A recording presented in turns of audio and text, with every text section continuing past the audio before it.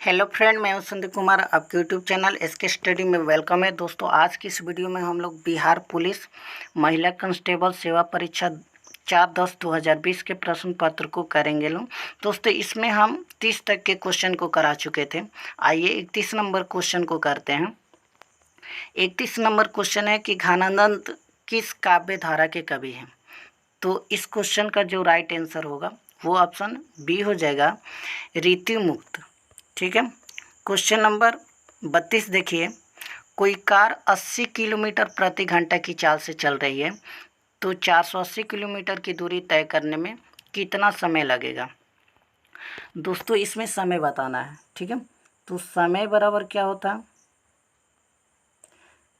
समय बराबर दूरी बट्टा क्या होता है 4। दूरी कितना है 480 किलोमीटर, 480 किलोमीटर है।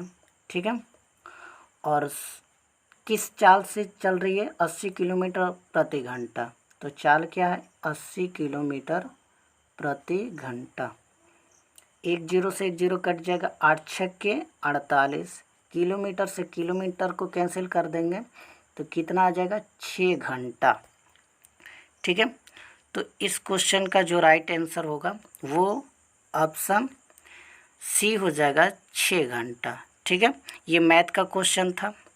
नेक्स्ट क्वेश्चन की तरफ चलते हैं। क्वेश्चन नंबर 33 है, ग्लूकोज का सूत्र है। तो इस क्वेश्चन का जो राइट आंसर होगा वो ऑप्शन ए हो जाएगा, C6H12O6।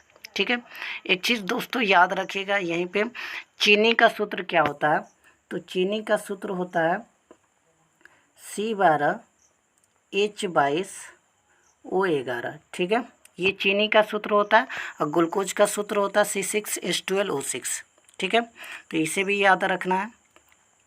34 नंबर क्वेश्चन है कि काल तुझसे होड़ है मेरी कविता के लेखक कौन है। तो इस क्वेश्चन का जो राइट आंसर होगा वो ऑप्शन बी हो जाएगा, शमशेर बहादुर सिंह। शमशेर बहादुर सिंह।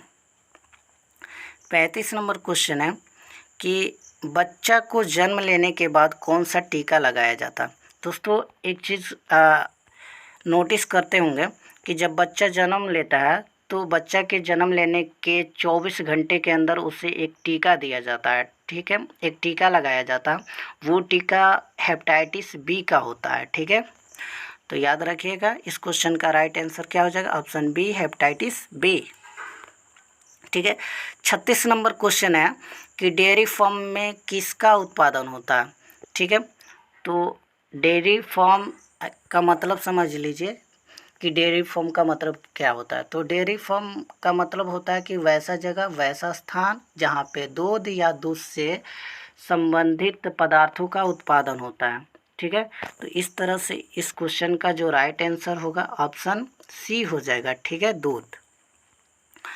क्वेश्चन नंबर 37 है कि 5 के प्रथम 8 गुर्जों का योगफल क्या होगा।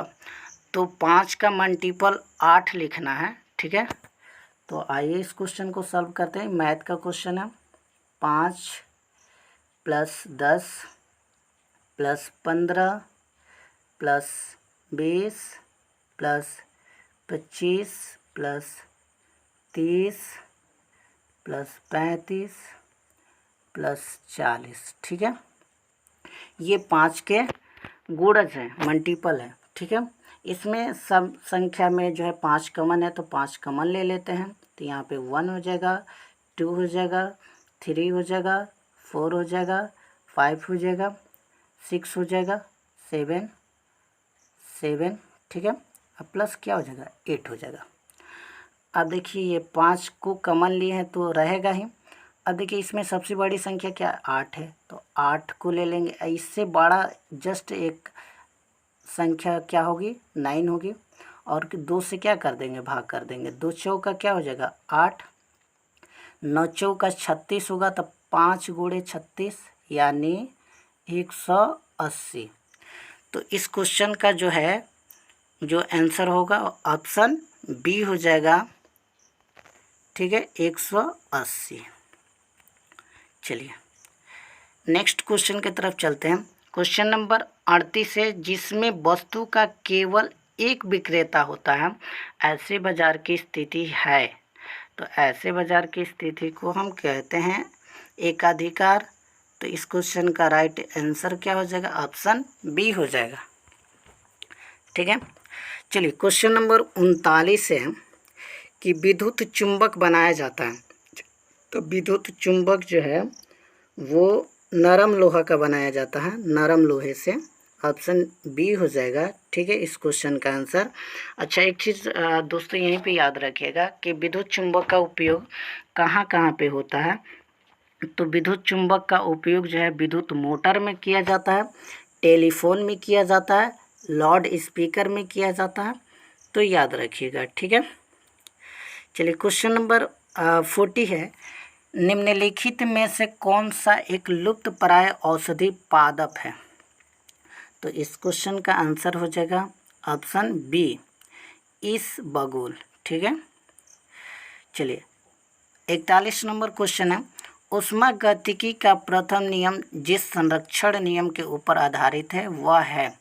तो इस क्वेश्चन का आंसर क्या हो जाएगा? ऊर्जा का नियम या ऊर्जा संरक्षण का नियम। ठीक है, अब देखिए ऊर्जा संरक्षण का नियम क्या होता है। तो ऊर्जा का संरक्षण का नियम में क्या होता है कि ऊर्जा का न तो हम निर्माण कर सकते हैं और न ही नष्ट कर सकते हैं, केवल ऊर्जा का रूपांतरण होता है, यानी एक रूप से दूसरे रूप में बदल सकते हैं। ठीक है, बदला जा सकता है। तो इस तरह से इस क्वेश्चन का राइट आंसर क्या हो जाएगा? ऑप्शन ए हो जाएगा, ऊर्जा का नियम। ठीक है, चलिए नेक्स्ट क्वेश्चन है आपका 42। ठीक है, यदि a x square plus b x plus c equal to 0 के मूल समान हो तो निम्नलिखित में से कौन सा सत्य होगा? ये क्वेश्चन मैथ से रिलेटेड क्वेश्चन है। देखिए दोस्तों, मैथ से जितने भी क्वेश्चन पूछा गया है सभी के सभी क्या है? इजी है। ठीक है, तो इसमें क्या कह रहा है? मूल समान है। तो जब मूल समान होता है तो डी इक्वल टू क्या होता है? 0। डी इक्वल टू क्या हो जाएगा? बी का स्क्वायर माइनस 4ac। ठीक है, और ये क्या हो जाएगा? 0। तो बी स्क्वायर इक्वल टू क्या हो जाएगा? इधर माइनस में इधर आएगा तो क्या हो जाएगा? प्लस में 4ac। ठीक है, तो इस प्रकार से B square equal to 4ac हो गया। तो इस क्वेश्चन का राइट आंसर क्या होगा? वो हो जाएगा ऑप्शन सी हो जाएगा। क्या आया था? B square equal to 4ac आया था। तो इस तरह से इस क्वेश्चन का राइट आंसर सी हो जाएगा। ठीक है, चलिए नेक्स्ट क्वेश्चन है 43। यदि p और q विषम संख्या है तब विषम में से कौन सी संख्याएं सम है? ठीक है, तो चलिए इस क्वेश्चन का हम आंसर बता देते हैं। आंसर जो होगा वो ऑप्शन बी हो जाएगा, p प्लस क्यू। ठीक है, ये भी मैथ का क्वेश्चन है। चलिए 44 क्वेश्चन है कि पेन तथा स्याही की मांग को कहा जाता है। पेन तथा स्याही की मांग को कहा जाता है। तो पेन तथा स्याही की मांग को हम क्या कहते हैं? संयुक्त मांग। क्या कहते हैं? संयुक्त मांग कहते हैं। ऑप्शन बी हो जाएगा इस क्वेश्चन का आंसर। ठीक है, चलिए 45 नंबर क्वेश्चन क्या है? शंकराचार्य के द्वारा 4 मठों का निर्माण किस धर्म की प्रतिष्ठा के लिए किया गया था? तो शंकराचार्य के द्वारा 4 मठों का निर्माण वो सनातन धर्म की प्रतिष्ठा के लिए किया गया था। तो इस तरह से इस क्वेश्चन का आंसर ऑप्शन ए हो जाएगा, सनातन धर्म। 46 है, वर्षा की बूंदें गोलाकार किस कारण से होती हैं? तो वर्षा की बूंदें गोलाकार किस कारण से होती है? वो पृष्ठ तनाव के कारण होता है। ऑप्शन ए हो जाएगा। ठीक है, अब देखिए 47 नंबर क्वेश्चन है कि सिराजुद्दौला और ब्रिटिश के बीच प्लासी का युद्ध कब हुआ था? तो सिराजुद्दौला और ब्रिटिश के बीच प्लासी का युद्ध 23 जून 1757 को होता है। ठीक है, मुर्शिदाबाद के जो है गंगा नदी के किनारे प्लासी नामक स्थान पर होता है। इस युद्ध में ब्रिटिश ईस्ट इंडिया कंपनी की सेना जो ईस्ट इंडिया कंपनी का जो सेना था रॉबर्ट क्लाइव, उसके बीच और सिराजुद्दौला के बीच 23 जून 1757 को प्लासी का युद्ध होता है, जिसमें सिराजदौला की क्या होती है, हार होती है। ठीक है, तो चलिए क्वेश्चन नंबर 48 को देखते हैं।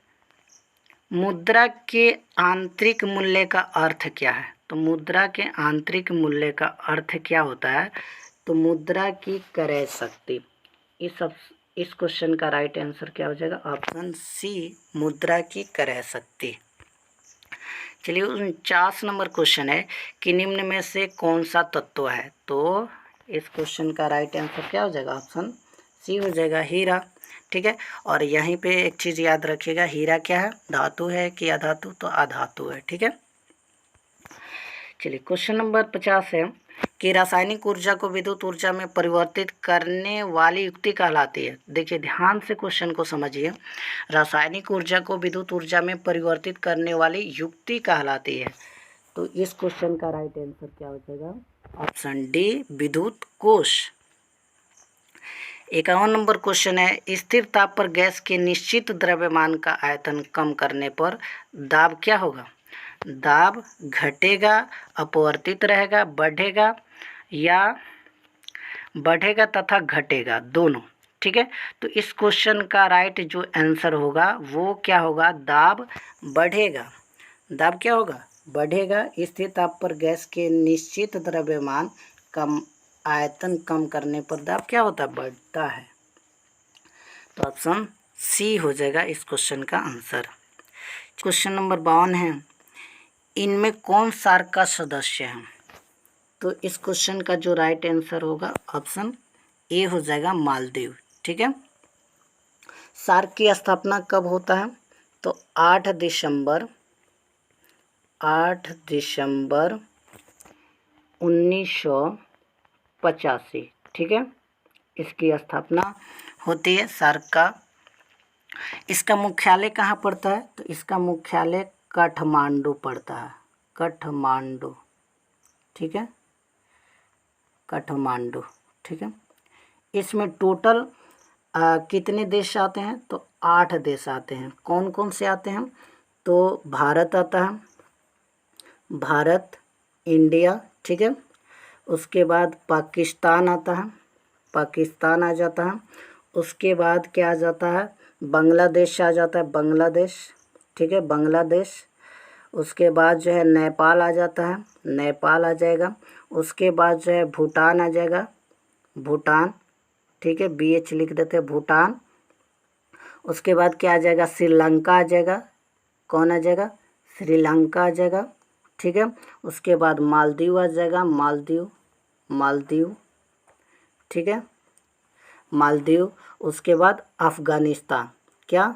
अफ़गानिस्तान, अफ़गानिस्तान। ठीक है, तो टोटल सार्क के अंदर कितने देश आते हैं? 8 देश आते हैं। ठीक है, कितने? 8 देश आते हैं। ठीक है, तो इस क्वेश्चन का आंसर क्या हो जाएगा? ऑप्शन ए हो जाएगा, मालदीव। ठीक है, चलिए नेक्स्ट क्वेश्चन की तरफ चलते हैं। क्वेश्चन नंबर 53 है कि विद्युत धारा का मात्रक क्या होता है? तो विद्युत धारा का मात्रक क्या होता है? तो एम्पियर होता है। क्या होता है? एम्पियर। ऑप्शन बी हो जाएगा। ठीक है, और यहीं से एक चीज़ याद रखिएगा, एम्पियर को किस यंत्र के द्वारा मापा जाता है? तो एमीटर के द्वारा मापा जाता है। विद्युत परिपथ में एमीटर जो है श्रेणी क्रम में जुड़ा होता है। ठीक है, चलिए नेक्स्ट नंबर 54 है, क्षोभमंडल की ऊंचाई कितनी होती है? तो इस क्वेश्चन का जो आंसर हो जाएगा वो इनमें से कोई नहीं। ठीक है, चलिए नेक्स्ट क्वेश्चन को करते हैं। 55 नंबर क्वेश्चन है कि लोहे का जंग लगना किस प्रकार का परिवर्तन है? तो लोहे का जंग लगना एक रासायनिक परिवर्तन होता है। ठीक है, चलिए 56 नंबर क्वेश्चन है कि गन्ना का सर्वाधिक उत्पादक देश कौन सा है? तो गन्ना का सबसे ज़्यादा उत्पादक करने वाला जो देश है वो है ब्राज़ील। ऑप्शन बी हो जाएगा इस क्वेश्चन का आंसर। चलिए क्वेश्चन नंबर 57 है कि आयोडीन की कमी से कौन सा रोग होता है? तो आयोडीन की कमी से कौन सा रोग होता है? घेगा रोग होता है। जिसको हम कहते हैं ग्वाइटर या गलकंठ रोग, ठीक है। इसमें क्या हो जाती है, इसमें हमारी जो थायराइड ग्रंथि है उसमें क्या हो जाता है, सूजन होने लगता है आयोडीन की कमी होने से, ठीक है। तो चलिए नेक्स्ट नंबर क्वेश्चन है, क्वेश्चन नंबर 58 है, गुप्त वंश का संस्थापक कौन था। तो गुप्त वंश का संस्थापक कौन था, श्री गुप्त था, ऑप्शन ए हो जाएगा, ठीक है। चलिए क्वेश्चन नंबर 59 है, क्वेश्चन नंबर 59, जय जवान जय किसान का नारा किसने दिया था। तो जय जवान जय किसान का नारा जो है वो लाल बहादुर शास्त्री ने दिया था। जब भारत और पाकिस्तान के बीच युद्ध हो रहा था, तो उसी समय जो है लाल बहादुर शास्त्री ने 1965 में ये नारा दिया था, जय जवान जय किसान का, ठीक है। तो इस क्वेश्चन का जो राइट आंसर हो जाएगा ऑप्शन बी होगा, ठीक है। अब चलिए क्वेश्चन नंबर 60 है, मांग के लिए आवश्यक तत्व है। तो मांग के लिए आवश्यक तत्व क्या होता है, तो ये इनमें से सभी हो जाएगा, उपयुक्त क्या हो जाएगा, सभी, ठीक है। क्वेश्चन नंबर 61 देखिए, अर्थशास्त्र में उत्पादन का मतलब क्या होता है। तो अर्थशास्त्र में उत्पादन का मतलब होता है विनिर्माण, ठीक है। क्या होता है, विनिर्माण। क्वेश्चन नंबर 62 को देखिए, उत्पादन का सक्रिय साधन है। तो उत्पादन का जो सक्रिय साधन होता है वो क्या होता है, ऑप्शन ए हो जाएगा, श्रम, ठीक है। नेक्स्ट क्वेश्चन को देखिए, नेक्स्ट क्वेश्चन जो है 63 है, वो है आपका सूचकांक के निर्माण में प्रयुक्त सर्वोत्तम औसत है। तो सर्वोत्तम औसत जो होता है वो समांतर माध्य होता है, ऑप्शन ई हो जाएगा। अब देखिए क्वेश्चन नंबर 64 है कि पेट्रोल किससे मापा जाता है। तो पेट्रोल किससे मापा जाता है, तो आप जानते ही हैं क्या, किस में, लीटर में, ठीक है, किस में, लीटर में, ठीक है। तो ठीक है, मिलते हैं नेक्स्ट वीडियो में इसी के साथ। तो चलिए, बेस्ट ऑफ लक, जय हिंद जय भारत।